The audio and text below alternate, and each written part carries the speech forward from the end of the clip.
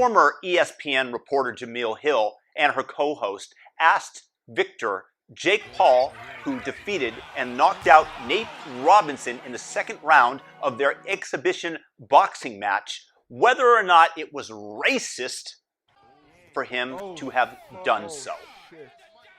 It was the second time that the question had been asked. The first time, Jake's answer was rather garbled by the connection. Watch how they ask and his answer. So let's start from the beginning. Okay. First and foremost, was it racist to knock a black man out? That is the question of the week. No, stop asking me that. I said no. It's not racist. It's a shitty question. It's a sport. Why is it a shitty question? Why is it a shitty question? Because how does this have anything to do with race? It doesn't. It's a fine question. We got to wake you up. You got to be a part of this conversation. Would it be considered racist if I were to, say, beat a black man in a game of chess? You know, because of the systemically racist advantage I have of being able to move first on account of being white? What if I were to beat a Mexican in a fruit picking contest? Or even, dare I suggest, entering into such a competition with him? Of course, racism would never work in reverse. I have played against some pretty good athletes in my day. And when I was playing 2-on-2 against Randy Moss, the great football player, and he picked me clean, I never thought that that was racist on his part. When Gilbert Arenas dunked on me, I did not consider that to be a racist attack. Maybe I should have. But, of course, it doesn't work in reverse because blacks cannot be racist against whites. So I recognized that even so long ago. How are people like Jamele Hill given any respect? How could a contest entered into by two willing participants and the outcome not going to the person whose melanin you most closely match with, a fair battle waged against each other, how could that possibly be considered racist in any way? It's not like the ref cheated on his behalf. You see, this is what the left does. They continually push the envelope as to what should constitute racism. The definition keeps shifting and shifting and shifting towards the position that they desire. You know that Mazie Hirono stated when she was questioning Amy Coney Barrett, the now Supreme Court Justice, when Amy used the term sexual orientation, Mazie Hirono stated that that was considered offensive.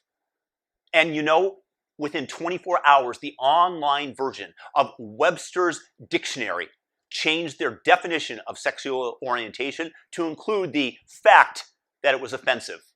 What we're seeing, unfortunately, is a shift in reality, a shift of standards, and yet this is another example of it. The questioning of Jake Paul as to whether or not him knocking out Nate Robinson was racist. They keep pushing against what should be an insurmountable boulder, and they keep pushing it uphill, slowly, slowly, slowly they progress, and until they've completely redefined every single word in our language and have completed an Orwellian 1984 takeover of how we communicate with each other. The only thing that we can do today is to push back and do so continually, which is the purpose of this video, to demonstrate how illogical and stupid these people are and their continued postmodernistic attacks on reality. They're trying to dispose of Martin Luther King's I Have a Dream and anything that stacks up against their intersectional coalition, whether that's called logic or common sense, and they're trying to institute their dystopian nightmare onto our society. These people have been absolutely indoctrinated into the anti-racist Ibram Kendi and Robin DiAngelo sentiments and is absolutely going to destroy our society if we don't push back on it. They will continue to try to divide us, and that's why I'm taking the time to go out and push back on them. I hope that you guys are able to do so as well. Push back whenever you see this nonsense so that the boulder never makes it to the top of the hill and they don't release it and destroy the common sense and logic that maintains the bonds of our society. And I'll tell you, If you're scared of being canceled, the people that should be cowering in the corner are those so illogical and stupid that they would propagate and promulgate these horrific and evil ideas. Not those of us who bravely stand up against the insanity. Peace and blessings, everybody. If you liked the video, share it. New to the channel, subscribe. All notification bell. Most of all, have a fantastic, wonderful day. Fight against the insanity. Fight against the darkness. Not the blackness, the darkness of their hearts. Peace out.